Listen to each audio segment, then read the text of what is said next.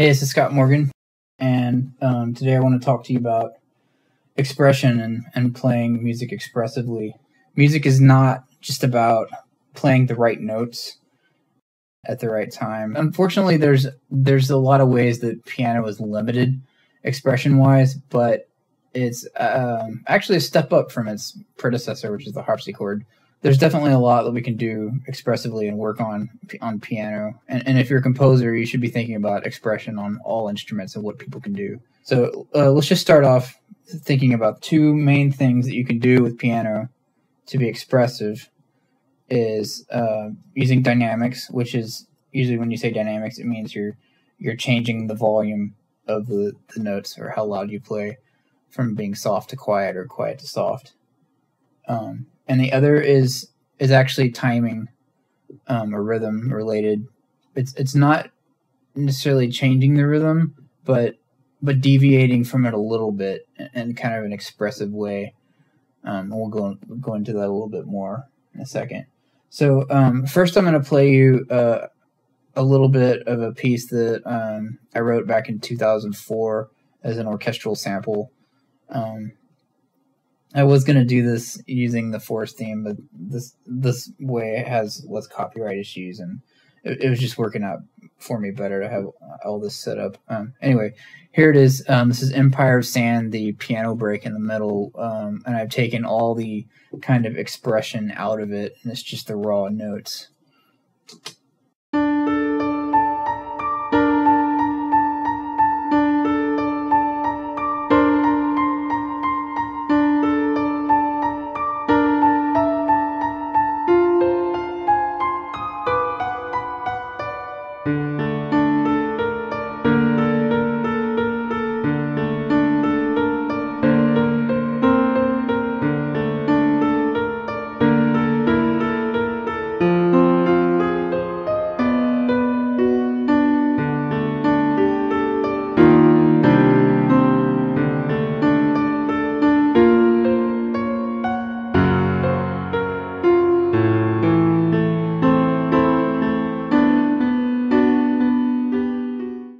I don't usually work in the score version, but I thought it'd be cool for you guys to see the actual score go by.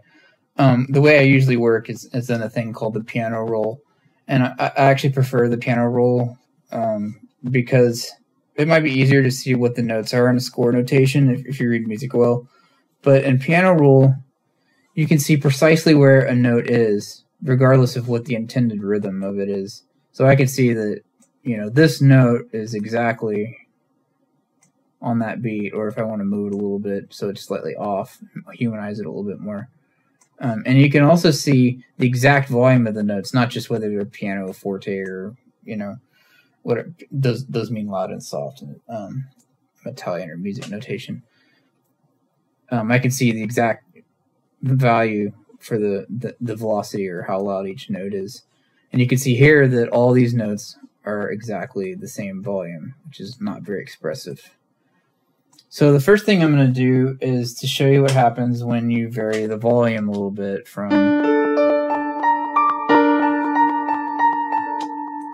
And what I'm going to do is I'm going to kind of just do it really blindly and automatically. I'm going to apply a sine wave to these note volumes.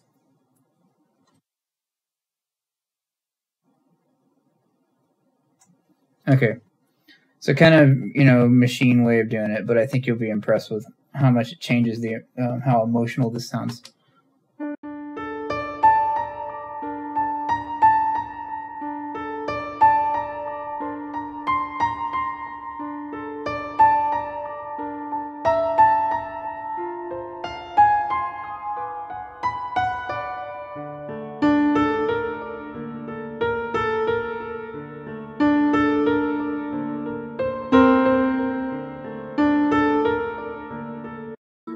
And that sounds a lot more expressive to me than, what we heard before. Or even, they think maybe you should just be quieter with it. So you make it all quiet.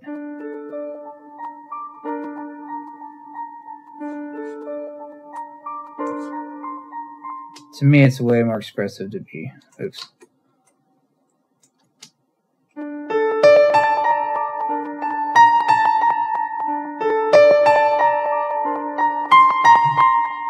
Or you can make it all loud. Loud's better, right?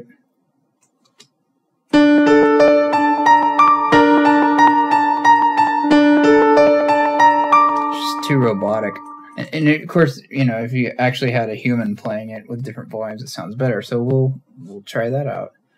We can hear the original. Another thing that you can vary is the timing. Like I was saying, you vary it subtly. I just want to talk a little bit about that, and actually bring up another point before I go heavily into that.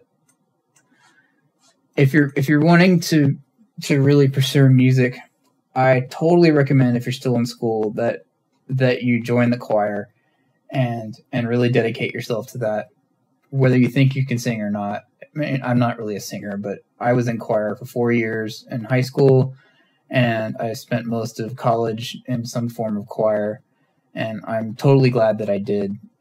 Choir is awesome because it not only does it give you, like, one of the biggest things it does for you is it gives you ear training. I mean, you don't have anything to play the notes for you. You have to sing them. You have to know what these notes sound like to sing them. It's extremely valuable ear training. And also, nothing teaches you expression better than singing. If you don't sing with expression, it's just going to sound terrible. You have to always be putting emotion and dynamics, and a singer without no expression is just a horrible thing to listen to. And it's actually hard to stay in tune if you don't have any expression, because you tend to go flat. So just wanted to relate a little story about when I was a sophomore in high school. I was accepted into my region choir in Texas. Texas is huge, right? So you don't just get into state choir. You have to audition for region and then area, then state choir. Anyway, so I went to this choral rehearsal with kind of all the people in my region who had been accepted into that choir. And I remember being blown away by what the conductor was doing to the tempo of the music. He was being extremely expressive with it. We were doing And So It Goes by Billy Joel. There's a choral arrangement of that. And, you know, I had seen conductors before, you know, take liberties with the tempo and kind of change it subtly. And they're always telling you to watch because, you know, you have to follow what tempo they're going. And when they change it, you have to follow that. That's the whole point of having a conductor. Because, you know, if everybody decided their own tempo, you would never be able to play together. But anyway, what blew my mind was I'd never seen anybody change the tempo so radically before. He was literally going like normally be 1, 2, 3, 4, 1, 2, 3, 4. But no, this is a very expressive piece. And so he was really flailing his arms. 1, 2, 3, 4, 1, 2, 3, 4, 1, 2, 3, 4, 1, 2, 3, 4, 1. It was that exaggerated. But it had an incredible effect. That the music was so expressive, and I couldn't get over how cool that was. And I never thought that you could get away with changing the tempo that much. You know? I try to do that in my piano playing or anything that's supposed to be really expressive and kind of fluid. There's a term for it, actually. It's called rubato, which means stolen time. You might speed up, or actually you might slow down to be expressive, and then you speed up after that to kind of make up for the time you lost. So anyway, here's how I played the piano for the piano break in Empire of Sand originally.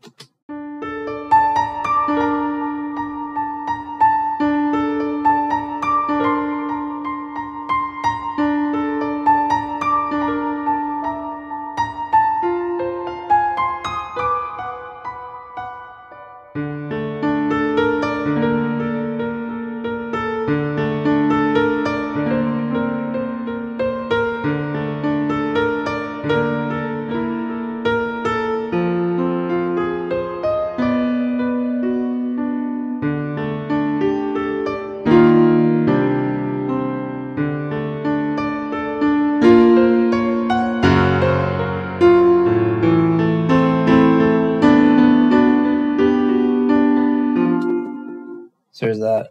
You know, like I got loud at the end, but I don't think that loud part would have had any impact if it didn't have, you know, quiet sections before it.